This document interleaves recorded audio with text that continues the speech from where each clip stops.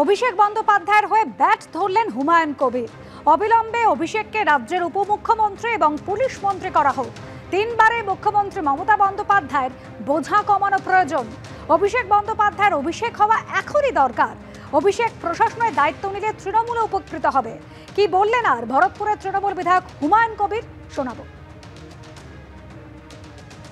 মুখ্যমন্ত্রীর কাছে আবেদন করব যে যত তাড়াতাড়ি সম্ভব, যত দ্রুত সম্ভব ওনার একটু লোড কমার দরকার। উনি 3বারের মুখ্যমন্ত্রী, এখনও তিনি আমাদের মুখ্যমন্ত্রী হিসাবে থাকুন, কিন্তু অভিষেক বন্দ্যোপাধ্যায়ের অভিষেক হওয়া এখনই দরকার।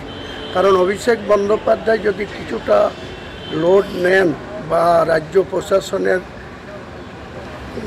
থাকেন, তাহলে আমার মনে হয় পশ্চিমবাংলার সাধারণ মানুষও উপকৃত হবে। তৃণমূল কংগ্রেসের সর্বোচ্চ স্তরের নেতৃত্বরা, মুখ্যমন্ত্রী এত ব্যস্ত থাকেন, আমরা ইচ্ছা করলেও এনাকে যোগাযোগ করতে পারি না, বলতে পারি না আমাদের নিজের কথা, আবেদন নিবেদন। আমরা এই কারণেই বলেছি যে অভিষেক বন্দ্যোপাধ্যায় যদি অনেকটা দায়িত্ব নিয়ে নেন, তাহলে আমার মনে হয় এনাদের এই পিসি ভাইপুর যে এই কম্বিনেশন, পশ্চিমবাংলার মানুষ অনেক উপকৃত হবে।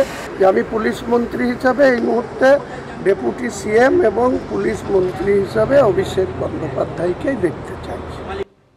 এই মুহূর্তে তৃণমূল কংগ্রেসের কোনো ব্যক্তিত্বের কোনো বক্তব্য জনমনে কোনো প্রভাব বিস্তার করতে পারে না। আর এটা তো তৃণমূল কংগ্রেসের আভ্যন্তরীণ বিষয়। তৃণমূল কংগ্রেস দলটা কোথায় এসে পৌঁছেছে যে একজন মৌলবাদী, উগ্রপন্থীদের ভাষায় কথা বলা, যাকে পুলিশের গ্রেপ্তার করা উচিত ছিল, যেদিন বলেছিল যে আমরা এখানে 70% 30% হিন্দু, চাইলে যে কোনো দিন 1 ঘন্টার মধ্যে কেটে ভাগীরথীতে বিসর্জন দিয়ে দেবো, সে আজকে বলছেন যে এই মুহূর্তে মমতা বন্দ্যোপাধ্যায়ের চাপ কমানোর কথা। এটা তো কার্যত মমতা বন্দ্যোপাধ্যায়ের অথরিটিকে চ্যালেঞ্জ করছেন। এই দলের জন্মযাত্রী তিনি, আজকে তার অথরিটিকে, তার গতিমুখ পরিবর্তন করতে এরা চেষ্টা করছে। মানে পশ্চিমবঙ্গটাকে বাংলাদেশ বানানোর চক্রান্ত চলেছে। তবে তৃণমূলের কি হলো, তৃণমূলের বাড়িতে কোনটা রান্নায় নুন বেশি পড়ে গেল আর কোনটায় চিনি কম হয়ে গেল, এটা নিয়ে আমার মনে হয় এই মুহূর্তে পশ্চিমবঙ্গের মানুষের কোনো মাথা ব্যথা নেই। মেদিনীপুর পুরসভার স্বাস্থ্য কেন্দ্রের বিরুদ্ধে মেয়াদ উত্তীর্ণ ওষুধ দেওয়ার অভিযোগ। পুরসভার স্বাস্থ্য দপ্তরে 5 জনকে শোকজ করা হয়েছে, জানিয়েছেন মেদিনীপুর পুরসভার চেয়ারম্যান, পুরসভার এক্সিকিউটিভ অফিসার এবং ফিনান্স অফিসারকে নিয়ে 2 সদস্যের তদন্ত কমিটি গঠন হয়েছে। 3 দিনের মধ্যে শোকজের জবাব তলব।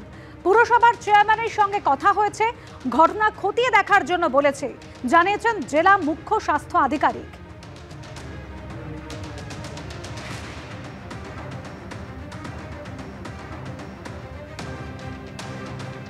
এইগুলো যখন খেতে যাচ্ছি, আমার জামাই এসেছিল, জামাই বললো বাবা এই ওষুধগুলো খেয়েছো? আমি না খাইনি।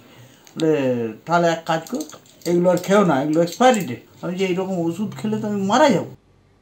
মেদিনীপুর পুরসভার স্বাস্থ্য কেন্দ্রের বিরুদ্ধে যখন মেয়াদ উত্তীর্ণ ওষুধ দেওয়ার অভিযোগ উঠছে, পুরসভার চেয়ারম্যান কি বলছেন শুনুন।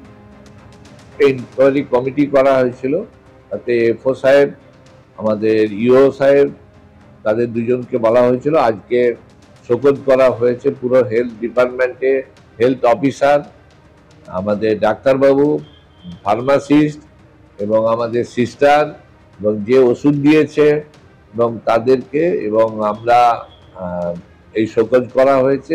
3 দিনের মধ্যে যদি সদুত্তর না পাওয়া যায়, আমরা তাদের বিরুদ্ধে আইন অনুযায়ী ব্যবস্থা নেওয়া হবে।